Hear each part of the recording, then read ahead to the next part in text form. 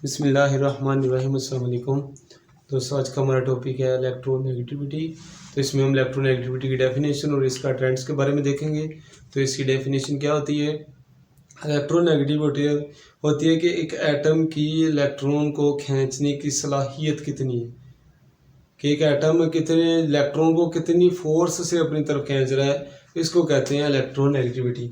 The ability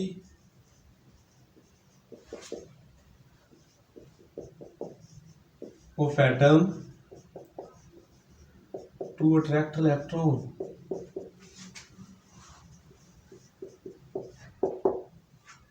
कि कोई atom की इलेक्ट्रॉन को खींचने की सलाहियत को क्या कहते हैं? Electronegativity. It is called electronegativity.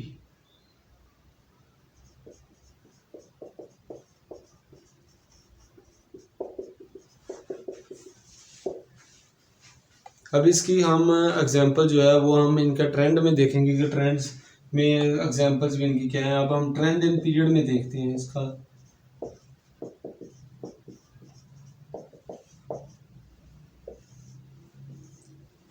अभी देखें पीरियड्स है lithium, beryllium, boron and carbon. अब ये लिथियम में देखें कि इसका जो साइज है वो बड़ा होता है क्योंकि इसका एटॉमिक नंबर कम है अगलों की निस्बत। इसका एटॉमिक नंबर 2 और इधर 2 आगे। अब इसका साइज और कम हो जाएगा क्योंकि जैसे जैसे लेफ्ट राइट जा रहे हैं जो न्यूक्लियस की स्ट्रेंथ है वो बढ़ रही है। न्यूक्लियस शेल्स को अपनी तरफ बहुत फोर्सली खींच रहा है, बहुत मजबूती से खींच रहा है, तो उससे क्या हो रहा है? एटम का साइज कम हो रहा है। और इसकी एक रीज़न और भी होती है कि इधर प्रोटॉन 3 हैं, इलेक्ट्रॉन भी कितने हैं? 3 हैं। प्रोटॉन 4 हैं, इलेक्ट्रॉन भी कितने हैं? 4 हैं। तो जैसे इधर में 5 हैं, इलेक्ट्रॉन भी कितने हैं? 5। तो जिस अगर हम देखें कि जिसम लें, एक बॉडी लें, उसके अंदर प्रोटॉन पॉजिटिव और नेगेटिव चार्ज की तादाद कम होगी तो उनमें फोर्स ऑफ अट्रैक्शन क्या होगी? कम होगी। इसी तरह हम एक जो है जिसम ले लें, उसके अंदर चार्ज की मकदार ज़्यादा तो फोर्स ऑफ अट्रैक्शन क्या हो जाएगी? बढ़ जाएगी।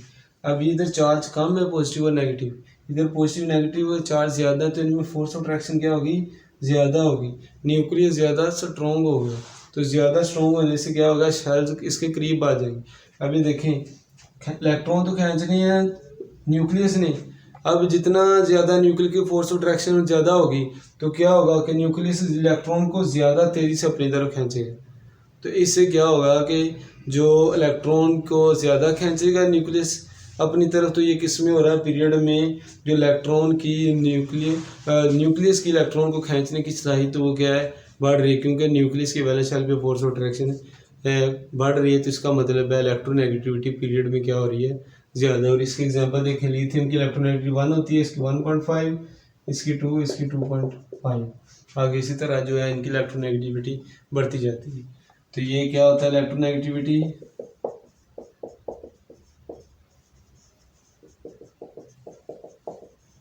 Increase in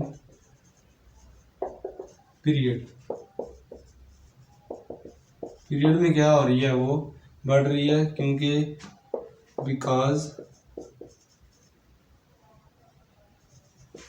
size of atom decrease nucleus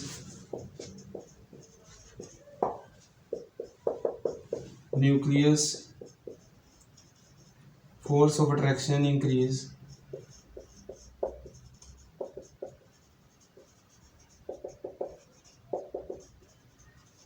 nucleus की फोर्स ऑफ अट्रैक्शन क्या हो रही है? बढ़ रही है। तो क्या शील्डिंग इफेक्ट भी क्या है? इसका भी आपने जिक्र कर देना। इधर शील्डिंग इफेक्ट क्या हो रहा है? सेम है। सभी में आयनाइजेशन इलेक्ट्रोनेगेटिविटी में वही लिखने हैं, आपने उन्हीं को चेंज करके आगे जो है मजीद बनानी। Shield effect remain same.